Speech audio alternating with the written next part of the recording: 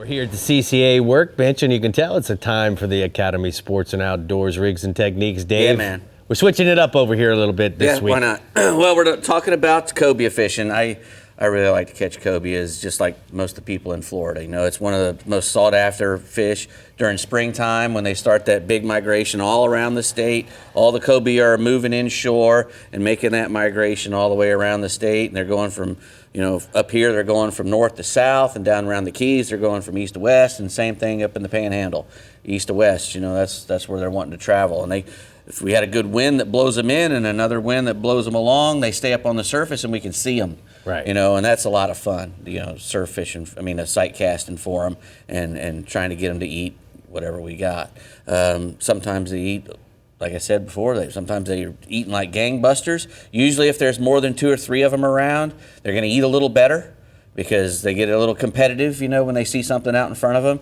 A single fish can be a hard fish to get sometimes, especially if it's a big one. Right. You know, but that's really the one we're wanting, is that great big one that's swimming along by himself usually. Sometimes he'll be amongst the little ones, but usually those bigger ones are in 1s or 2s, you know.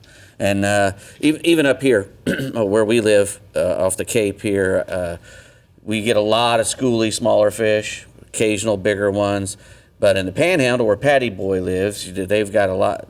You know, when the fishing's good, they get a lot of big ones coming through there. I don't know what makes it so. It must be all the good, you know, fishing way they have way out in the Gulf there. Because most of the time, these fish are bottom fish. Right. They live on the reefs and the wrecks and the stuff that we're catching snappers and stuff on. And that's how we usually catch them. You know, we were talking earlier about, you know, the fish itself. He looks kind of like a shark. He's a big brown fish, and he's got big pec fins, and he's just really strong from head to tail. So they put up an incredible fight. So you're going to need a good rod, you know, a good stiff rod with a loose tip, you know, that you can make long casts with, and that becomes more important as the season goes on, because if, you know, these fish are following rays or sharks or something in your area in that, you know, 30 to 40 foot of water, you know, they're getting hammered a lot. You know, people are casting at them, and they can get a little sketchy. So, you know, you want to make those long casts. You don't want to spook them with the boat. You want to try to stay away from them. And when you make a cast at them, you don't want to bomb them in the head. You know, you want to cast out in front of them a good 5-6 feet, you know, and let them see the jig start to descend. Mm-hmm. And usually what happens, you know, that jig will start going down, and you'll see the fish tail up and go after it. Usually if you see that, you know you're going to get a bite, you know.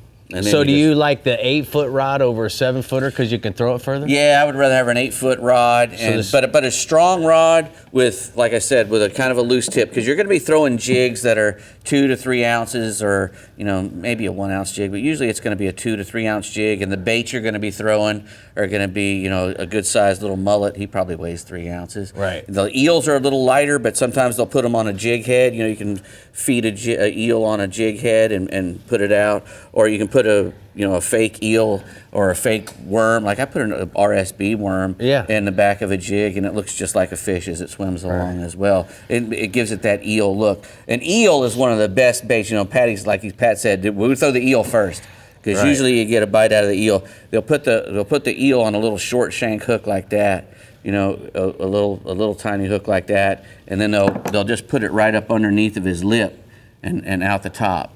And sometimes they'll put, if it's a small eel, sometimes they'll put a half-ounce weight a little ways up in front of it, but usually they'll just cast the eel and try to get that eel out in front of them and get a bite on the eel. So what would you load your Fenwick up with as far as the pin reel? We're going to put a 65 or an 8500 size reel, and what size line you want to put The on minimum I would use would be 20.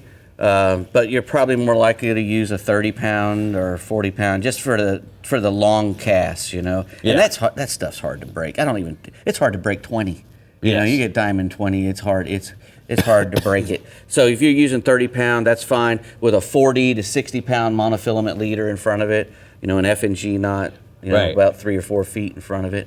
so you get enough clear, because the water's, this time of year is pretty clear, especially in the panhandle if you're sight fishing them. Up here where I live, the water's a little cloudier, so you can get away with bigger leader even if you want. You can go to 80-pound test leader. They're usually not the leader shy that's what's not making them bite. I don't know what it is, but it's usually the pressure. They get nervous, and then it doesn't matter what kind of leader you got. They're just not going to eat. You did good. Oh, well, thank you. Kind of like me, I'm social until I'm not. That's I think, right? There's just too many Too people much in here. pressure.